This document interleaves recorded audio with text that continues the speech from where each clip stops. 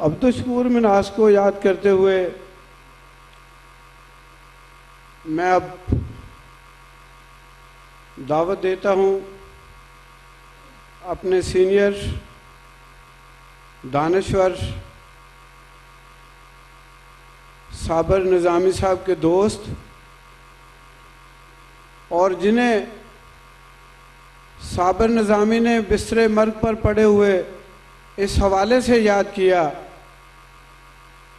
कि उसने ये पैगाम भेजा। मैं माफ़ी चाहूँगा, वो जो साबिर निज़ामी साहब के लफ्ज़ मुझे बतलाए गए हैं मैं वही दोहराऊँगा। साबिर निज़ामी साहब ने पैगाम भेजा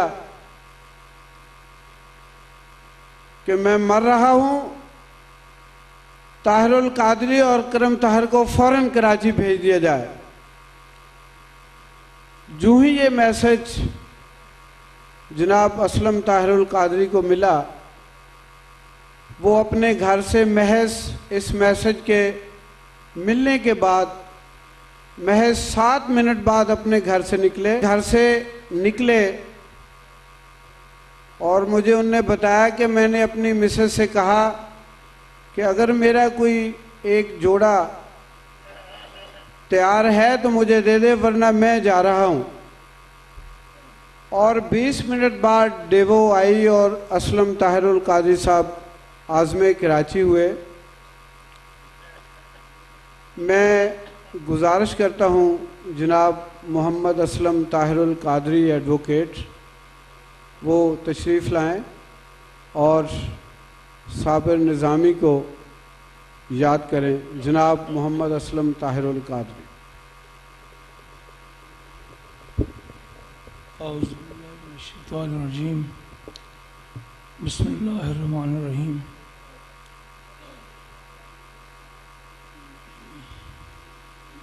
हमारे दोस्त साबिर निज़ामी फलां की घाट उतर गए, जावेदां पहनाइयों में चले गए। अब हम उनसे कभी नहीं मिल सकेंगे। यहाँ सबसे खूबसूरत तकरीर उस तबका, महरूम तबका के अब्दुल मजीद खान ने की। उसकी समिंग अप मुशाहिदे का माहसल थी। मैं एक एक लफ्ज़ पर मैंने गौर किया कि ना पढ़ा लिखा आदमी अपने मुशाहिदे की एहसास पर कितनी सही बातें कर जाता है।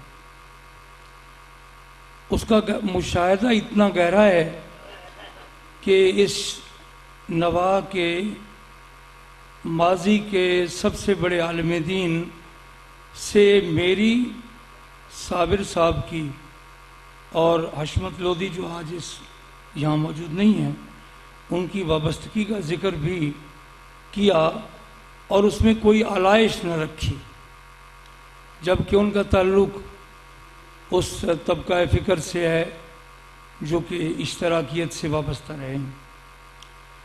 साबिर निज़ामी और मैं कोई 50 बरस पहले, आधी सदी का किस्सा है। मैं शायद नंगे पाँव और वो चप्पल के साथ स्कूल जाते थे। तो अब ये आप अंदाज़ा लगाएं कि बेयर फुटेड नंगे पाँव दोस्त जो हैं उनको एक दूसरे के बारे में क्या क्या बातें याद ना होंगी। अगर मैं ये इतराफ़ करूं कि हमारे वो जो इंटरमीडिएट और बीए और ये सारे दाखिले थे, उनका एहतमाम भी हमारा ये गॉड फादर करता था, तो ये इतराफ़ जो है आज मेरे तहदीस नेमत के तौर पर मेरे सामने है। साबिर निज़ामी दोस्तों के दोस्त थे, यारों के यार थे और अपने बचपन के साथियों को कभी नहीं भूलते थे। उनकी तरबियत में 11 चक का जिक्र हुआ है तो वो आधा ईसाइयों की बस्ती है और आधी मुसलमानों की बस्ती है। और साबिर निज़ामी इस पुल पर उस गांव के लिथड़े हुए मसीहों से बहुत बहुत गहरी जफ्फी डाला करते थे और अपने बचपन को याद किया करते थे। तो वो दरअसल इतने टॉलरेंट थे, उनमें इतनी बर्दाश्त थी कि हर तबका फ़िक्र के दोस्त जो हैं वो सिमा जाते थे।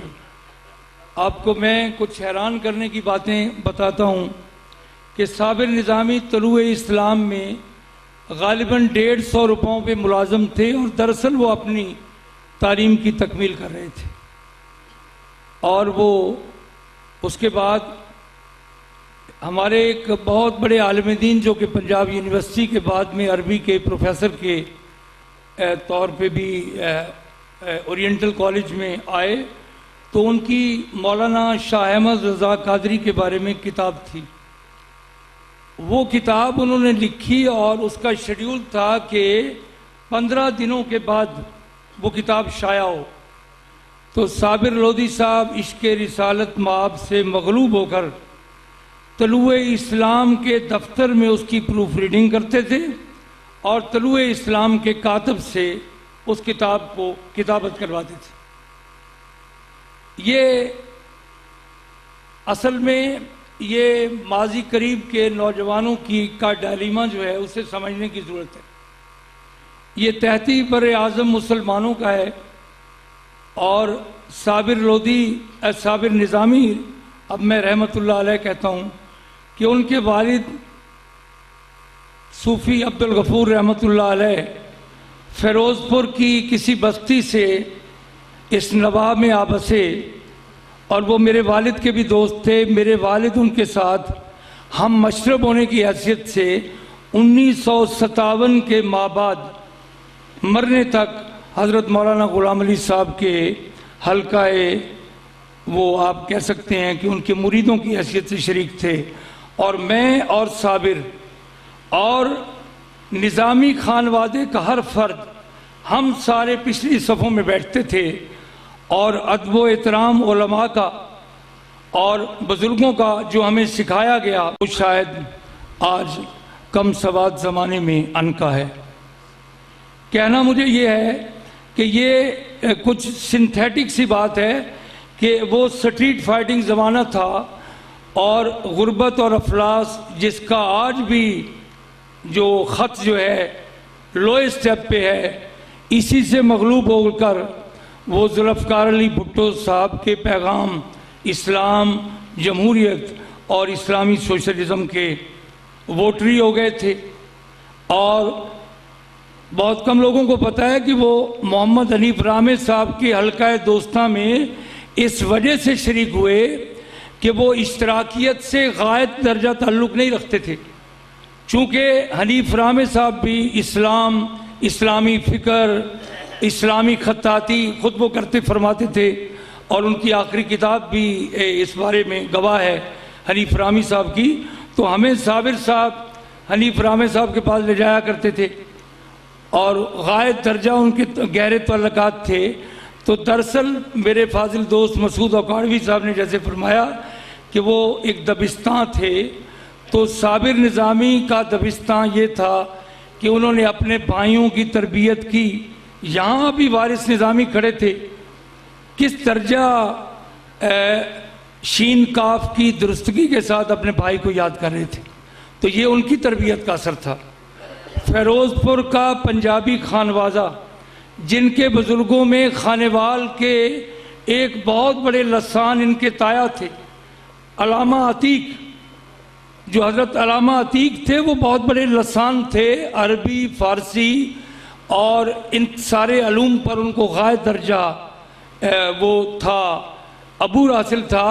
यही वजह है कि इन गुज़श्ता 2-3 बरसों में हमें मुल्क के सबसे बड़े दानिश्वरों के सबसे बड़े शख्सियत जो है वो कराची में क्या जमीलुद्दीन आली साहब, तो जब मैं कभी कराची जाता था तो मुझे कहते थे आइए आली जी के साथ मिलें।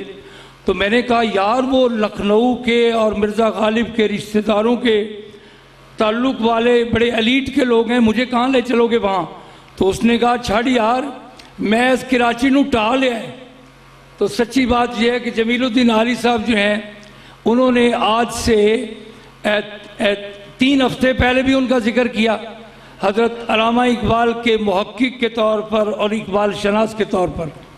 अगर ज़िंदगी उन्हें मौका देती तो बाकी उम्र उनकी इकबाल शनासी में गुजरती, जैसे कि हमारी आपस में बातें हुई लाहौर में।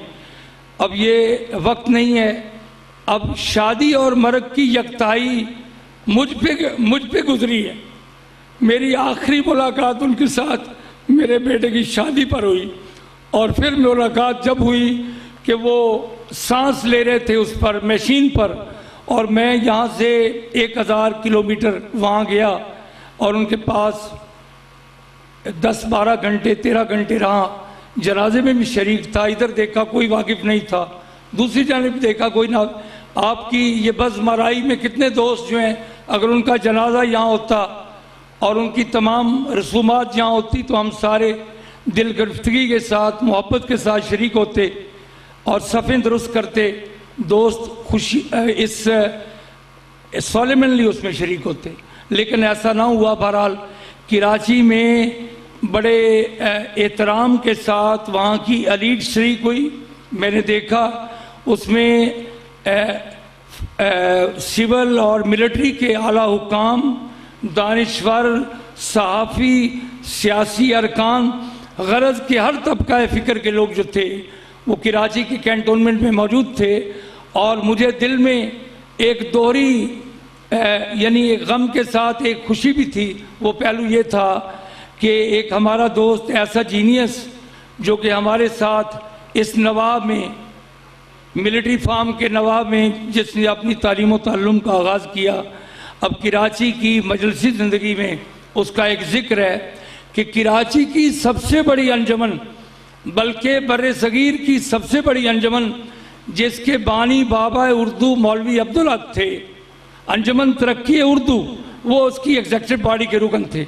ये एजाज़ बहुत कम लोगों को इस खित्ते में मिला है कि उसके वो, और वहाँ डॉक्टर आफ्ताब, वहाँ हमारे दोस्त सैयद अजफर रिजवी और इतने कराची की गैलेक्सी, जिनमें कराची यूनिवर्सिटी के वाइस चांसलर भी उनके दोस्तों में शामिल थे, वो कासिम साहब जो पीरजादा साहब हैं, और वो शाह अहमद नूरानी साहब के मुरीद भी थे। तो गरज के ये हमारे दोस्त जो थे, साबिर निज़ामी साहब थे, इनको अंग्रेज़ी ज़ुबान में मैं कहूँगा इस तरह की वो नहीं थे, हरगिज़ नहीं थे, एगैलिटेरियन थे। इंसाफ जिस तरह के यूरोप में ये बर्नार्ड शॉ और दूसरे लोगों ने इंसाफ मांगा, उस ज़ौक़ के इंसान थे।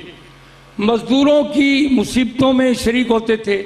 मुझे मिलिट्री फार्म के मसाइल में जुल्फ़कार अली भुट्टो साहब के पास पहुंचने के लिए इनकरेज करते थे, मेमोरेंडम बनवाते थे, वहाँ पहुँचाने का एहतमाम करवाते थे। और वहाँ मैं जुल्फ़कार अली भुट्टो की, बादशाहों से तो ऑडियंस ही होती है, तो मुझे 2 बार ऑडियंस भी मिली, और 18,000 एकड़ अराजी जो है वो नतीजतन हमें मिलिट्री फार्म के मुजारिन को मिली। तो इन सारी बातों में प्रेस रिलीज़ तैयार करना, रामे साहब से मिलवाना, खर साहब से मिलवाना, मुजारिन की बातें करना, कहना मैं भी वहीं का रहने वाला हूँ, तो इससे एक गर्म जोशी पैदा करते थे और हमें इनकरेज करते थे, और फिर हम उन मसाइल में शरीक होते थे। तो वो एक गॉड फादर किस्म के इंसान थे, मॉनिटरिंग करते थे। मुझे याद है कि अब आखिर में अर्ज़ करता हूँ कि संतरे ख़रीदे उन्होंने डॉक्टर नज़ीर अहमद साहब, लेजेंडरी डॉक्टर नज़ीर अहमद साहब, गवर्नमेंट कॉलेज के जो प्रिंसिपल थे। तो साबिर साहब ने कहा कि यार मैं 13 रुपये ਦੇ ਵਿੱਚ ਉਹਨਾਂ ਨੂੰ उकाड़े ले आंदा है। ज़रा गौर करें, 69 में 21 अप्रैल 69 यौम इकबाल के रोज़ उकाड़ा शहर के लोगों के सामने डॉक्टर नज़ीर अहमद साहब का खुतबा इरशाद हुआ, और वो बज़मराई मैंने की। और मेरा ख्याल हमारे पास तो और तो सब कुछ होता था, ज़ौक़ भी सब कुछ, लेकिन पैसे नहीं होते थे। तो 60 रुपयों में हमने वो बज़मराई की, और खाना हमने मुमताज़ मोइनुद्दीन गौरी, आप में से बहुत से के उस्ताद होंगे, उनके घर खाया। और उसमें मरहूम अबुल एजाज हफीज़ सदीकी साहब भी शरीक हुए, और कैसे कैसे नाम मुझे याद आ रहे हैं इस शहर के। आप में से बहुत सारे दोस्त जो हैं उनके शागिर्द हैं। तो यहाँ एक दबिस्तान 40 वर्षों में बसा। यहाँ वो गुरदासपुर के बुजुर्ग जो थे इतने ज़बरदस्त मुकर्रर थे। मुझे महमूद आलम साहब, क्या नाम वालिद साहब, महबूब आलिम साहब, हमें महबूब आलिम साहब की बज़्म में भी साबिर साहब लेके गए। हम उनका नाम जानते थे, बड़े कोहे वकार थे, बड़ा उनका वो होता था। हमारे दोस्त जो हैं सज्जाद चौधरी साहब जानते हैं, ये उनके दोस्तों में से हैं कि बहुत बड़ा दस्तरख्वां रखते थे और उस दस्तरख्वां पे साबिर साहब के तवस्सुल से हम पहुंचते थे। गरज के सच्ची बात है कि साबिर साहब के हम सारे सबॉर्डिनेट थे। मैं थोड़ा सा जारिंग नोट लेता था, मैं इनके साथ हम आंग नहीं होता था ख्यालात में, मेरे अपने ख्यालात थे। लेकिन अब ये आप देखें कि हमारा ये फंडामेंटलिस्ट अकरम ताहिर उल कादी, ये कौमों में मैंने कहा है फंडामेंटलिस्ट अकरम ताहिर निज़ामी साहब, अकरम ताहिर साहब हैं। और मेरे जैसा स्केप्टिकल सा आदमी जो कि सारी ज़िंदगी गुमराही के गलबे में रहा है, लेकिन फिर उसे गुंबद खतरा के आसपास जाने की निस्बतों से ज़ियारत नसीब हुई, तो ये खुशबख्ती है।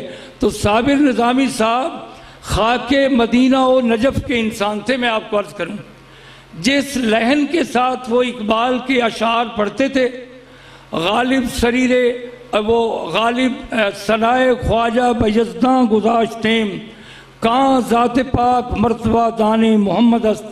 गालिब के ये फ़ारसी नात मैंने 1968 को गालिब की ये फ़ारसी नात, चूँकि फ़ारसी तो वो जानते थे, तो ये हमें वो सुनाते थे। और इसी तरह मैंने बारहा हल्का अरबाब ज़ौक़ में, लाहौर के इश्तराकियों में, पाकती हाउस में साबिर निज़ामी साहब को जब कभी सरकार दो आलम सल्लल्लाहु अलैहि वसल्लम का जिक्र आया तो उनको मैंने पूरी तरह तेगे बिर्रा समझा। कभी उन्होंने कंप्रोमाइज़ नहीं किया था। भला वो मेरे और अकरम ताहिर साहब के दोस्त कैसे रह सकते थे तमाम उम्र अगर उनमें ये कैफियत ना होती। लेकिन मैं आपको एक और बात भी अर्ज़ करूं, दीन और इस्लाम और मोहम्मद सल्लल्लाहु अलैहि वसल्लम की मोहब्बत जिस किसी को उसके लहन से मिली है, माँ के दूध से मिली है। हज़रत अब्दुल गफूर, सूफ़ी अब्दुल गफूर साहब रहमतुल्लाह अलैह का बेटा, उसको ये मोहब्बत अपनी माँ के दूध से मिली। उनकी माँ, अल्लाह उनकी जन्नत को कब्र जन्नत में बनाए, वो हमारी माँओं की तरह थी, हम सबको खिलाती पिलाती थी। हम इनके दस्तरख्वां पे ऐसे बच्चों की तरह बैठे होते थे और दोपहर को खाना पकता था। तो ये एक कम वसीला इंसान के बेटे बज़माराई कर गए, ये कुछ छोटी बात नहीं है। वाखुर दावाना अल्हम्दुलिल्लाह रब्बिल आलमीन। हम उनकी याद में मज़मून भी लिखेंगे, खाके भी लिखेंगे इंशाअल्लाह। आप कायरा साहब हम लाइन पर हैं, आप जरूर जी खिताब आप शुरू करें जी। मैंने माइक ऑन किया हुआ है जी, आपका लाइव ऑन है जी। बिस्मिल्लाहिर्रहमानिर्रहीम। एक तो मैं आप सब दोस्तों से सबसे पहले माज़रत चाहता हूँ कि मैं आज मुझे आपके पास अपने बड़े भाई जनाब निज़ामी साहब की इस रेफरेंस पे आपके पास हाजिर होना था, लेकिन रात को मेरी वालदा की अलालत की वजह से मैं आपके पास हाजिर नहीं हो सका। लेकिन आज हम साबिर निज़ामी साहब के याद पे इस रेफरेंस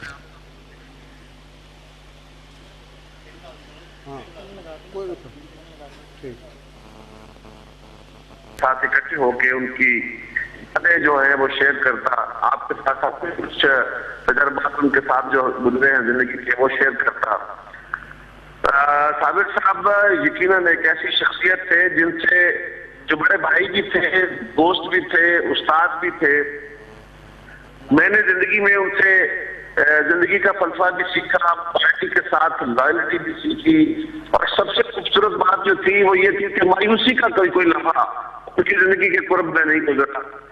बहुत सारे उतार चढ़ाव मैंने जिंदगी के देखे, उनकी जिंदगी में देखे, उनकी पार्टी की जिंदगी में देखे। लेकिन मुझे याद है स्टूडेंट लाइफ से लेके जब से मेरा उनसे मुलाकात हुई, हमेशा हर लम्हे पे, हर मौके पे उन्होंने हम सब दोस्तों को, सब भाइयों को हमेशा हौसले की तलकीन की, हिम्मत की तलकीन की। मुश्किल के मुश्किल मरहले में भी उन्होंने यही समझाया कि ये तो कोई एक छोटी सी रुकावट है, इसको दूर करोगे ताकि तुम्हारा मंजिल और मकसूद होगा। ये एक रास्ता था जिससे बहुत सारे मुश्किल मराहल गुजरने में हमें आसानी मिली। उन्होंने जिंदगी बड़ी वर्सटैलिटी में गुजारी और मुख्तलिफ मदारिज तय किए इसके। अपने पीछे उन्होंने जहाँ पे अपने बहुत लायक औलाद छोड़ी है, बहुत बड़ा दोस्तों का अहाता दायरा छोड़ा है, अपने बहुत खूबसूरत भाई छोड़े हैं। मैं समझता हूँ उन्होंने हमारे मिसाल हमारे लिए अपनी बहुत सारी खूबसूरत रवायात जो सब के तौर में हमारे लिए बहुत जरूरी है वो छोड़ी हैं। और उसमें ये है फिलॉसफी, वो अपने भाइयों से भी लायल थे, वो अपने दोस्तों से भी लायल थे, वो अपने अजीजों से भी लायल थे, वो अपने मुल्क से भी लायल थे और अपनी पार्टी से बहुत लायल थे। मैंने आज तक साबर साहब की जिंदगी में पार्टी लायलिटी से कभी हटा हुआ लम्हा नहीं देखा और हमेशा हमें भी इंकरेज करते रहे। आज वो दुनिया में नहीं है और मेरा भी दिली हाल आप जैसा है। आप सब दोस्त वहां पे इकट्ठे हैं और आज उनकी याद ताजा कर रहे हैं, आज उनका रेफरेंस में आप इकट्ठे हैं। मेरे लिए भी ये बहुत इफ्तिखार का लम्हा होता कि मैं आपके दरमियान मौजूद होता, दोस्तों के साथ मिलके आपके मुख्तलिफ दोस्तों के उनके बारे में जज्बात सुन पाता। लेकिन जैसे मैंने पहले आपसे माजरत की है कि रात को अचानक मेरी वालदा की दिल की तकलीफ की वजह से मुझे उनको इस्लामाबाद लेके आना पड़ा है और मेरा दिल आज आपके साथ है और हम साबिर निजामी साहब को उनकी कमी को कभी पूरा नहीं कर सकेंगे। मैं आप सब अहबाब के साथ उनके यानी खाना के साथ ताज़ियत भी करता हूँ और उनसे जो सीखा था कोशिश की है अब तक कि उसको अपने जिंदगी के अमल में, पार्टी के साथ अपनी वफादारी में उसको कायम रखे। यही उनको सबसे बड़ा ट्रिब्यूट था कि जो सबक उन्होंने वफादारी पार्टी के साथ और वफादारी अपने नजरिए के साथ दी थी उसी को जारी और सारी रखे। मैं उनके बेटों के साथ, उनके खानदान के साथ, उनके दोस्तों के साथ ताज़ियत के अल्फाज के साथ आपसे वादा करता हूँ कि इंशाअल्लाह ताला इससे उनकी इसी तरह की ताज़ियत का कोई इस तरह के रेफरेंस का एक तमाम इंशाअल्लाह हम भी करेंगे और बहुत सारे दोस्तों को वहां पे भी हम इनवाइट करेंगे।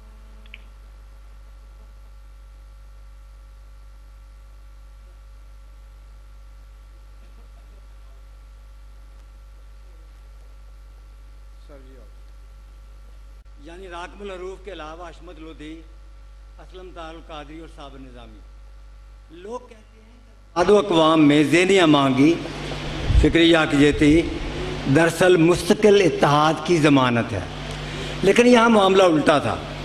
किसी किस्म की यूनिटी ऑफ थिंकिंग नहीं थी, हर मामले में डाइवर्सिटी ऑफ ओपिनियन अपने जोबन पर थी। कॉलेज के तलबा ही नहीं, असातिज़ा कराम भी हैरान थे। ये चारों हर वक्त लड़ते झगड़ते रहते हैं और फिर 24 घंटे इकट्ठे भी रहते हैं। साबिर निज़ामी हम सबसे सीनियर थे और सतलज कॉटन मिल जोकाड़ा में जुज़ वक्ती मुलाजमत भी किया करते। यूं घर में वालिद मोहतरम के अलावा उनका सिक्का भी चलता था। अपने वालिद मोहतरम के इंतकाल पर मलाल के बाद भी उन्होंने सब बहन भाइयों को जो प्यार दिया और उनकी जुमला तालीमी व समाजी ज़रूरियात के लिए जो कुछ किया वो बस उन्हीं का हिस्सा है। बाद में हर मौका पर उनके तमाम भाई खुशी व गमी के मौका पर उनके अहले खाना के लिए जिस तरह साया बन गए, वो साबिर निज़ामी की मोहब्बतों और ख़िदमात पर एक बेहतरीन तबसरा है। हम लोग बारी बारी एक दूसरे के घर दोपहर और शाम मनाया करते, लेकिन साबिर निज़ामी के यहाँ तो बाकायदा रातें गुजरती थीं। ये वो ज़माना था जब कामरेड अब्दुल हशमत अली लोधी के बारे में तशवीश में मुब्तला थे कि अकरम ताहिर की सोबत में बैठकर ये नौजवान जमातिया ना बन जाए। भाई इकबाल इस परेशानी में रहते कि अकरम ताहिर कामरेड ना बन जाए।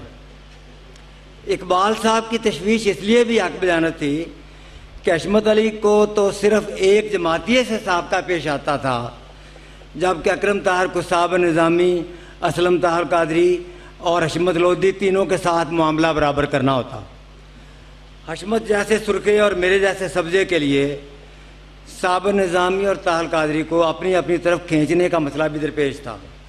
बिलाखिर साबिर साहब तो काफ़ी हद तक हशमत साहब के हम ख्याल हो गए और मैं असलम ताहिर कादरी की तरह मुंतशिर ख्याल बल्कि बेख्याल होने से बच गया। ये अलग बात कि ताहिर कादरी साहब उम्र की सादत से बहरावर हुए और आजकल मुझसे बढ़कर बुनियाद परस्त हैं। ज़ालिका फ़ज़लुल्लाह युतीहि मन यशा। निसफ सदी तक फैली हुई रिफाकत में गाहे गाहे बाहिमी नाराज़गी का पैदा होना ऐन फितरी है। साबर के साथ भी लंबी लंबी नाराज़गी के कुछ मरहले आए। ये एजाज़ उन्हीं को जाता है कि हर बार सुलह के लिए पहल करके उन्होंने मुझे शर्मिंदा कर दिया। एक बार ऐसा हुआ, मैंने महसूस किया कि ज़्यादती कुछ ज़्यादा ही हो गई है और अपने तौर पर मैंने मुस्तकिल कुट्टी उनके साथ कर ली। साबिर साहब को एहसास हुआ तो तखलिए में नहीं, बड़ी महफिल के सामने काफ़ी देर तक हाथ बांधकर माफ़ी मांगी। मैंने फिर मूड बनाया तो उनके एक ही फ़िक्रे ने मुझ जैसे ढीठ को मोम कर दिया। अकरम ताहिर, अगर तूने मुझे माफ़ ना किया तो देखना मैं ज़िंदगी भर कभी अपने आप को माफ़ नहीं करूँगा। ये उनका बड़ापन था। इस अंदाज़ माज़रत के बाद कोई अक्खड़ और बदतमीज़ ही होगा जिसका दिल पसीज ना जाए। मुख्तलिफ मौज़ूआत पर मेरे लिखे हुए बाद मज़ामीन पर इख्तिलाफ़ के बावजूद सबसे ज़्यादा हौसला अफजाई भी साहब निज़ामी की तरफ से हुई। कॉलेज में एक मशहूर तारीख़ी मुज़ाकरा समाजी बुराइयाँ और उनका इंसदाद के उन्वान से हो रहा था। जनाब आबद मंटो, जनाब अमीन मुग़ल, प्रोफेसर उस्मान गनी और प्रोफेसर अब्दुल लतीफ़ इस्लाही जैसे दानश्वर मेहमान मुकर्ररीन थे। कॉलेज इंतज़ामिया की तरफ से हम नौ आमोज़ दानश्वरों को भी अपने मज़ामीन पेश करने का टास्क दिया गया। मौका पर पता चला कि किसी तालिब इल्म के लिए तहरीर या तकरीर का वक्त ना होगा। हमने उस्ताद मोहतरम प्रोफेसर मुमताज़ मुहिउद्दीन गौरी साहब के पास जाकर एहतजाज किया। उन्होंने भी माजूरी ज़ाहिर की। हफीज़ निज़ामी कॉलेज यूनियन के सेक्रेटरी थे, वो भी हमारी शिरकत पर मुसर थे। बिलाखिर साबर साहब ने एक तजवीज़ पेश करके इंतज़ामिया को मखमसे में डाल दिया। उन्होंने कहा कि हमने बहुत मेहनत की है, ये सरासर जाती है। अब तलाफ़ी की एक ही सूरत है कि कम अज़ कम अकरम ताहिर का मज़मून इजलास आम में ज़रूर सुन लिया जाए। ये अलग बात कि उस्ताद मोहतरम जनाब गौरी साहब की ख्वाहिश पर ख़ुद मैंने भी ज़्यादा इसरार न किया, लेकिन इससे ये मालूम होता है कि साबिर निज़ामी अपने दोस्तों की हिमायत में किस हद तक दूर जा सकते थे। हम भी एक इम्तिहान देने के बाद तकरीबन फ़ारग थे। सिर्फ असलम ताहिर कादरी और मुझे इंग्लिश लिटरेचर के पर्चे के लिए लाहौर के एक इम्तिहानी सेंटर में पर्चा देने जाना था। साबिर और अशमत ने भी फैसला किया कि वो भी हमारे साथ लाहौर चलेंगे और दोपहर के बाद लाहौर के अदबी हलकों में घुस जाएंगे। एक रात कबल हम लाहौर पहुंच गए। लाहौर पहुंचकर हमें एहसास हुआ कि हमारी तो कुछ तैयारी नहीं है। हमें यह तक मालूम ना था कि निसाब में कौन कौन सी कुतुब शामिल हैं। मेरे अलावा सब दोस्तों ने तय किया कि इम्तिहान में बैठकर वक्त ज़ाया करने की बजाय लाहौर के मशहूर अदीबों से मुलाकात की जाए। मुझे घर वालों का ख्वाब था, मैं इम्तिहान देने चला गया। बाद दोपहर साहब ने कहा, मैं मालूम है तुमने इम्तिहान में क्या तीर मार लिया होगा, हमें देखो।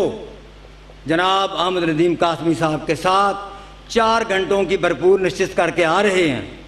कासमी साहब का इंतखाब गालबन इसलिए हुआ था कि उस ज़माने में वो जमात इस्लामी के ख़िलाफ़ नेशनल ट्रस्ट के अखबार में मुसलसल लिखा करते थे। इस वाक़ा के बाद इस खसारे को पूरा करने के लिए मैंने अहमद नदीम कासमी साहब के अफसानों, तनकीदी मकालात और खूबसूरत नज़मों को बिलिस्तिया पढ़ा। कोई 1.5 साल बाद की बात है। मैंने साबिर साहब से कहा, जो कि अशमत साहब के साथ फ़िक्री सफ़र में बहुत आगे जा चुके थे और अहमद नदीम कासमी के नाम तक ना लेते थे। मुझे शरारत सूझी, मैंने पूछ लिया, यार मुझे समझ नहीं आ रही, आपके अहमद नदीम साहब को कासमी साहब को जमात इस्लामी से क्या इख्तिलाफ है? दोनों ने बैयाक ज़ुबान कहा, तुम सच कहते हो, ये बात हमारी समझ में भी नहीं आ रही।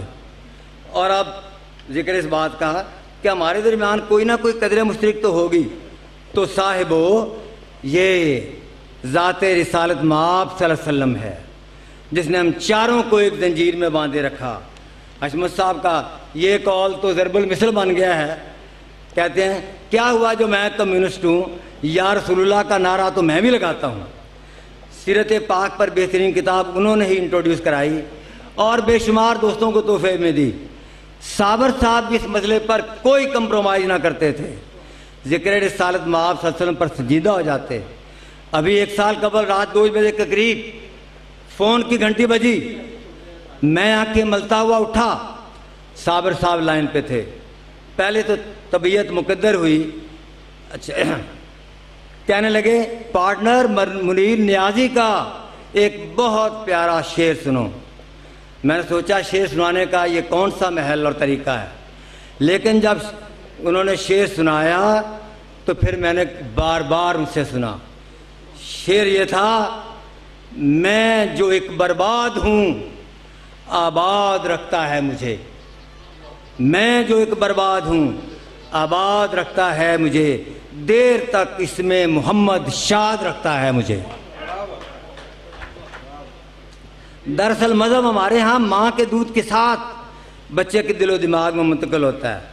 इसमें सीरत पाक का मुताला शामिल हो जाए और इस जज्बे को सैकल करने के लिए हज़रत शेखुल कुरान हज़रत अल्लामा गुलाम अली बुखारी रहमतुल्लाह अलैह जैसे मुत्तकी अहलुल्लाह बुजुर्गों की सोबत मैसर आ जाए तो नशा दो आतशा हो जाता है।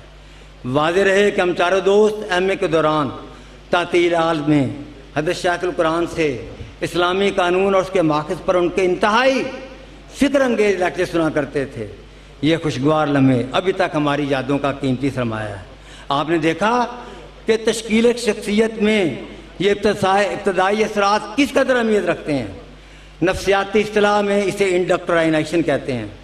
साबर साहब साहब को वक्तन फ़क्तन कोसने वाले सिक्काबाज कम्युनिस्ट दोस्त उनकी इस मजबूरी को सामने ज़रूर रख लिया करें।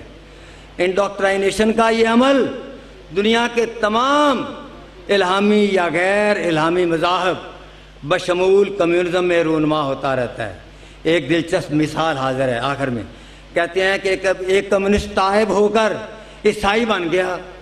अच्छी खासी तरबियत के बाद पादरी साहब उससे बहुत मुतमईन थे। एक दिन पादरी ने हुक्म दिया कि आइंदा इतवार को मेरी बजाय चर्च में खुतबा तुम दोगे।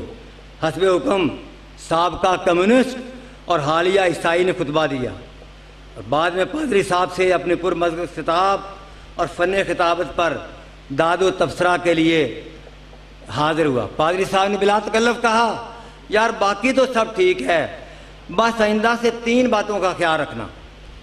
पहली ये कि चर्च में मौजूद सामीन को हेलो कॉमरेड्स कहकर खिताब नहीं करते। दूसरा ये कि हज़रत ईसा अलैहिस्सलाम को तख्ता-ए-दार पर सलीब दी गई थी, अमरीकी साम्राज्य ने उन्हें स्टेन गन से हलाक नहीं किया था। और तीसरी और अहम तरीन बात यह है कि यह वाक़या वियतनाम में पेश नहीं आया था। और अब उनके सानिया इर्तहाल की तरफ आते हैं। कोई 1 माह कबल हशमत साहब का रात गए फ़ोन आया, यार साबिर बहुत बीमार है, बचने की उम्मीद बहुत कम है, कभी उसको रिंग करके खैरियत पूछ लेना और उसके लिए दुआ भी करना। साबिर साहब को मुझे यकीन आया, चंद माह कबल उनके बेटे की शादी में मुलाकात हुई थी, इंतहाई चाकू चबंद थे, मुझे बीमारी की नुयत पूछने की हिम्मत ना हुई। अगले चंद दिनों में साबिर से बात होती रही, उनमें वही चाबक दस्ती और खुश अखलाकी मौजूद थी, लेकिन कुछ कुछ नकाहत के आसार थे। अगले चंद दिनों में और ख़तरनाक खबरें मिलीं। हफ़ीज़ निज़ामी ने बताया कि उनके कुछ टेस्ट शौकत खाने भेजे जा रहे हैं। अब कुछ शुबा ना था। खबर मिली कि साबिर साहब के आखिरी लम्हात हैं। हशमत साहब कराची के लिए रवाना हो चुके थे। ताहल कादरी की मंजिल भी कराची थी। एन उससे अगले रोज़ मेरी एक बेवा सिस्टर इन लॉ के बेटे की बारात लाहौर के में जा रही थी। बड़ा भाई उनके नाते बारात का सारा इंतज़ाम मेरे सुपुर्द था। अहलिया को मेरे कर्ब का अंदाज़ा था, लेकिन मैंने मना कर दिया कि किसी को कुछ ना बताना। टेलीफोन पर मुसलसल तशवीशनाक खबरें मिल रही थीं और मैं अपने चेहरे पर मेरा बारात में मुस्कुराहट लिए अदाकारी किया जा रहा था। इससे पहले तो गुलिस्तान का ये अंदाज ना था। फूल यूँ खिलते हैं जलता हो गुलिस्तान जैसे। जब आप वापस आए फ़ोन की घंटी बजी। ये ताल कादरी का कराची से मैसेज था। मुझे मालूम था कि मैसेज क्या हो सकता है। मैंने बिल्कुल नहीं पढ़ा, एक तरफ होकर इन्ना लिल्लाहि व इन्ना इलैहि राजिऊन कह दिया। तन्हाई में जाकर कुछ आंसुओं का नजराना पेश किया और फिर किसी को फ़ोन ना किया। मैं खुद हमदर्दी का मुताज था। शाहिद लतीफ़, असलम पराचा, अब्दुल रवीज़ चौधरी, जावेद नकवी, अशरफ खां, कैसर नवाज बख्शी, मलक रियासत अली ने ताज़ियत की। अहलिया ने कहा कि आप कितने कर्ब से दो चार हैं, मैं आपको भी कराची बायर भिजवा देती हूँ। मेरा ख्याल था अगले रोज़ 11 बजे मरहूम का ताबूत लाहौर एयरपोर्ट पर उतरेगा, इसलिए मैं लाहौर रात में ही रुक गया। लेकिन अगले रोज़ ये खबर सुनी कि उनकी तदफीर तो कराची में होगी। मुझे कब्र पर मिट्टी डालने की सादत भी हासिल ना हो सकी। और अब इन शार के साथ, 2 अशार के साथ इजाज़त चाहूँगा। साबिर, तुम्हारी याद के पहलू में बैठकर पतझड़ में भी बहार मनाया करेंगे हम। 2 आंसुओं की भीख तेरे गम से मांगकर पलकों के बामोदर को सजाया करेंगे। कुछ चंद नशिस्तें हैं और मैं समझता हूँ कि उनकी शख्सियत जितनी बड़ी सायादार थी, गो मैं उनके ज़्यादा करीब नहीं रहा, मगर मैं समझता हूँ कि मैं उससे मुस्तफ़ीज़ ज़रूर हुआ। वो इसलिए कि अकरम निज़ामी साहब और अतीक़ुज़्ज़मान भट्ट साहब जो मेरे दोस्त भी हैं, मेरे बड़े भाई भी हैं, तो मेरी लाइफ के भी पिछले 30, 32, 34 साल उनके साथ गुज़रे हैं। इस लिहाज से मैं समझता हूँ कि उनकी तरबियत में जो उनकी शख्सियत का असर था, मैं इस लिहाज से मैं समझता हूँ कि मैं उनकी जो सायादार शख्सियत है, उनकी अज़मत, उनकी जो है बड़ापन और उनकी तरबियत में समझता हूँ इस लिहाज से मेरे ज़रूर शामिल हार रही है। मैं उनके लिए दुआगो हूँ कि अल्लाह ताला उन्हें करवट जन्नत सी फरमाए। कमाल है कि गुफ्तगू के बाद हमारे जैसे सियासी बेअदब लोगों को यहाँ मदऊ किया गया है। वारिस निज़ामी साहब की ख्वाहिश का एहतराम सराखों पे एक आदत जो साबिर निज़ामी साहब की, 2 मौक़े पे उनका फ़ोन हमेशा आता था। एक जब कभी ज़ाती तौर पे कोई खुशी और कामयाबी हासिल होती थी तो उस वक़्त उनके टेलीफोन के ऊपर खुशी का इजहार कम, लेकिन एक रहनुमाई का जो पहलू होता था और एक मुनफरद किस्म की रहनुमाई उस फ़ोन के ऊपर, एक मुनफरद तरीक़ा उस ज़िम्मेदारी को पूरी करने का, ये तो रहा इम्तियाज़ नज़ीर साबिर निज़ामी साहब के हिस्से में। और एक जो बात मैंने देखी, मेरे जैसे लोग भी जो अपने आप को एक कमिटेड सियासी कारकुन कहते हैं, उनमें बढ़ के कि जब कभी पाकिस्तान पीपल्स पार्टी को अपनी किसी गलती की वजह से कभी कभी हज़मियत का सामना करना पड़ता था या किसी पसपाई में पीपल्स पार्टी को जाना पड़ता था, तो हमेशा उनका फ़ोन यूँ आता था कि जैसे पीपल्स पार्टी की ये नाकामी भी उनके मुखालफों की नाअहलियत की वजह से है। ये वो कमिटमेंट थी उनकी पीपल्स पार्टी के साथ, सोच का ये एक जाविया था उनके पास अपना, और सोच का एक ऐसा रुख था कि वो ये तस्लीम करने के लिए कभी तैयार ही नहीं होते थे कि उनकी पार्टी कभी कोई सियासी गलती कर सकती है या सियासी नाकामी का सामना कर सकती है।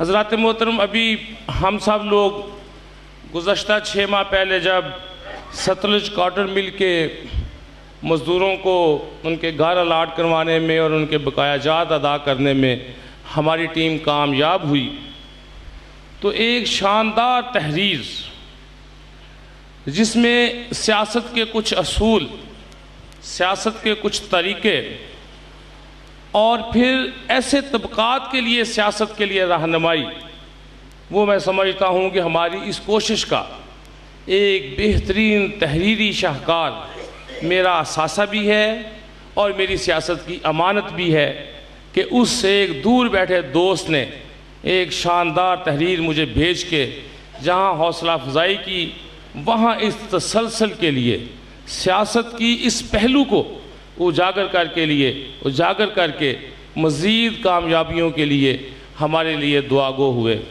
मैं उनके ख़ानदान के लिए, उनके भाइयों के लिए, जो मेरे भी भाई हैं, उनके बच्चों के लिए, और दो मुनफरद मौक़े के ऊपर जब उनकी बेटी की शादी पे मैं प्रोफेसर साहब के साथ हम रुकाब था कराची, और 6 माह पहले लाहौर में भी मुझे मौका मिला उनके बेटे की शादी पे। तो आप यकीन कीजिए कि कराची में तो हम 2-3 दिन ठहरे, लाहौर में 2-3 घंटे। यकीन कीजिए कि उनके ऊपर शादी के इंतज़ामात, मेहमानों को ठहराने, मेहमानों को खिलाने और मेहमानों को शादी की तकरीब में इन्वॉल्व करने के लिए कोई फ़िक्र उनके पास नहीं थी। वो दोस्तों की मौजूदगी से भरपूर फ़ायदा उठाते हुए सिर्फ़ सियासी और ज़ाती गुफ्तगू करते रहे। ये उस शख्सियत का एक मुनफरद, एक अनोखा अंदाज़ था कि वो दुनियावी मामलात से हट के अपने दोस्तों की मौजूदगी को गनीमत समझते हुए उनके पास सियासी, ज़ाती, मुआशरती तौर पे पूरी तरह उनके साथ वाबस्ता रहे। और मैं यकीन से कहता हूँ कि ऐसे लोग, ऐसे अफराद, ऐसी सादगी रखने वाले, ऐसी क्लियर कट सोच रखने वाले और ऐसे लोग जिनको अल्लाह ताला ने एक सलाहियत दी होती है दूसरों की रहनुमाई करने के लिए, ना सिर्फ शहरों का, मुल्कों का और कौमों का असासा होते हैं। ये एहसास इस कौम के पास कम होते जा रहे हैं और हमें ज़रूरत इस बात की है कि इन असासों की अमली ज़िंदगी को हम देख के मज़ीद असासे पैदा करने की कोशिश करें। ख़ानदान के लिए हमेशा ममनून रहेंगे और हमेशा दुआगो रहेंगे। अल्लाह। इंतहाई शदीद इश्तियाक। मेरी एक मुलाकात है निज़ामी साहब से इस्लामाबाद में, कमर ज़मान कायरा साहब के चैम्बर में। वो वहाँ तशरीफ़ लाए, वो बल्कि वहाँ तशरीफ़ फरमा थे, तो मैं निकल के किसी काम के सिलसिले में कायरा साहब के पास आया। वहाँ मुझे कायरा साहब ने मेरा उन्हें बताया।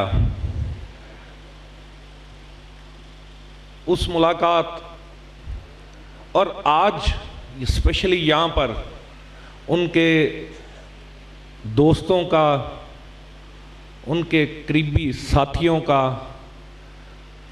अहले उकाड़ा का, उनके साथ वालिहाना प्यार, मोहब्बत, इसने मेरे दिल में इश्तियाक इंतहाई शदीद कर दिया कि काश मुझे भी कोई मौके मुयस्सर ऐसे होते कि मरहूम के साथ मेरी भी कुछ ऐसे नशिस्तें होती, मैं भी कुछ उनसे सीखता, मैं भी कुछ उनसे सुनता, मैं भी कुछ उनसे गाइडलाइन लेता। बहरहाल जूनियर हैं, अल्लाह पाक ने एक सिस्टम बनाया है, उस हवाले से सिर्फ एक ही नशिस्त हुई, मगर कमर ज़मान कायरे के साथ अक्सर गुफ्तगू होती है और वो अक्सर गुफ्तगू में निज़ामी साहब को कोट करते हैं। अक्सर गुफ्तगू में उनका किसी न किसी मौजू पर जब भी कायरा साहब के साथ बात हुई, उन्होंने किसी भी बात में ला महल्ला निज़ामी साहब को ज़रूर कोट किया है। और हमारा इश्तियाक भी बड़ा, हम भी उनसे फिर मुख्तलिफ सवालात उनकी ज़ात के मुतल्लिक़ करते रहे। आज के बाद तो सवालात मज़ीद बढ़ेंगे क्योंकि इश्तियाक मज़ीद बढ़ गया। मैं आखिर में उनके घर वालों को, उनके भाइयों को, दोस्तों को, उनके लिए दुआ गो हूँ कि अल्लाह पाक इनको सब्र अता फरमाए, अल्लाह पाक उनकी मग़फ़िरत फरमाए। बहुत शुक्रिया, थैंक यू। निज़ामी की शख्सियत ऐसी है जो हम सब के दिलों में बसती है। मैं छोटे भाई होने की हैसियत से अकरम ताहिर साहब ने जो मकाला पढ़ा उसमें उन्होंने ज़िक्र किया कि इनको खदशा था कि ये कॉमरेड ना हो जाए और हशमत लोधी को ये डर था कि वो जमातिया ना हो जाए। मैं सोच रहा था कि ना मैं कॉमरेड हुआ ना जमातिया हुआ, इन काफ़िले में मैं पीछे पीछे चलता रहा और एक आवारा गर्दी का सफ़र जो था वो जारी रहा। मैंने अपनी किताब जब लिखी आवारागर्दी की, तो उस किताब का जो उन्वान था वो मेरे बड़े भाई ने उस तजवीज़ किया, चश्मे तर की याद। वो किताब मैंने लिखी है। मैं अखबार वहाँ इंग्लैंड में छापता था फ्रेंड्स के नाम से, तो उन्होंने कहा यार ये नाम नहीं है, इसका नाम खालिश रख दो। और फैज़ साहब का एक था शेर, हरफ़े हक दिल में खटकता है जो कांटे की तरह, हरफ़े हक दिल में खटकता है जो कांटे की तरह, आज इजहार करे और खलिश मिट जाए। तो उस लफ्ज़ खलिश से फिर मैंने वहाँ सिलसिला अपने अखबार का खलिश नाम से रखा, और आज का ये ताज़ीती रेफरेंस उसी खलिश फोरम के नाम से है।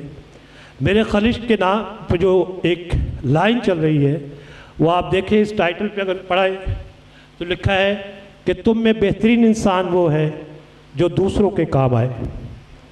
ये लफ्ज़, ये तहरीर, ये अल्फाज भी मुझे बड़े भाई ने अता किए। ये किस मूड में थे, किस तरह थे, लेकिन मैंने उनको अपना हुक्म समझते हुए ये अल्फाज भी उसी तरह से आज महफूज है, मेरे अखबार के पेशानी पे ये छपते हैं। तो ये एक छोटा सा सफ़र है मेरे और मेरे बड़े भाई का। आज के तमाम अहबाब के मौजूदगी में मैं शुक्रिया अदा करूँगा, लेकिन जाते जाते मेरे एहसास, मेरे जज्बात को अगर देखना चाहें तो ये एक बोर्ड लगाया है मैंने यहाँ पर, एक पोस्टर जिस पे लिखा है कि दुखों ने बांट लिया है, दुखों ने बांट लिया है तुम्हारे बाद हमें, दुखों ने बांट लिया है तुम्हारे बाद हमें, तुम्हारे हाथ में रहते तो कितना अच्छा था। तो ये मेरा भाई था ग़ुलाम साबिर निज़ामी। हम सब भाइयों के अपने अपने जज्बात हैं, लेकिन अगर एक भाई, बड़ा भाई दोस्त बन जाए तो यकीन जानिए कि इससे ज़्यादा दुनिया की कोई नेमत नहीं है जो हासिल हो सके। और मैं समझता हूँ कि साबिर निज़ामी मेरा दोस्त था, मेरा भाई था, मेरा बुज़ुर्ग था, और मैं कहूँ कि मेरा मुर्शद था तो गलत ना होगा। मैं आप का इंतहाई मशकूर हूँ, तहे दिल से मशकूर हूँ, और अपने तमाम भाइयों की तरफ से तमाम आप का इंतहाई मशकूर हूँ कि हमारे ख़ानदान में ये जो अलमिया है, ये हादसा है, ये जो इसमें आप दोस्त तशरीफ़ लाए हैं। मैं किन अल्फाज से आपका शुक्रिया अदा करूं, लेकिन रवायत है कि कहना चाहिए। मैं बहरहाल ख़वातीन और हज़रात आपका इंतहाई मशकूर हूँ, तहे दिल से मशकूर हूँ कि आप तशरीफ़ लाए। और ख़ास तौर पे एक ऐलान जो है वो बहुत ज़रूरी करना चाहता हूँ कि ये जो रेफरेंस है या याद साबिर निज़ामी की याद का सिलसिला जो है, ये हर साल 10 जुलाई को मुनक्कद किया जाएगा, और हर साल किसी भी हवाले से कोई अदबी नशिस्त होगी, कोई मुशायरा होगा, या उनकी जो भी शख्सियत है उसके हवाले से किया जाएगा। और इस सिलसिले को इंशाअल्लाह अल्लाह ताला ने तौफीक दी तो हम इसको जारी रखेंगे। मेरी दुआ है कि हमारे जाने के बाद हमारी आने वाली नस्ल जो है इस सिलसिले को जारी रखे, ताकि साबिर निज़ामी हमारे अंदर मौजूद रहे। मैं आप तमाम अहबाब का एक बार फिर मशकूर हूँ।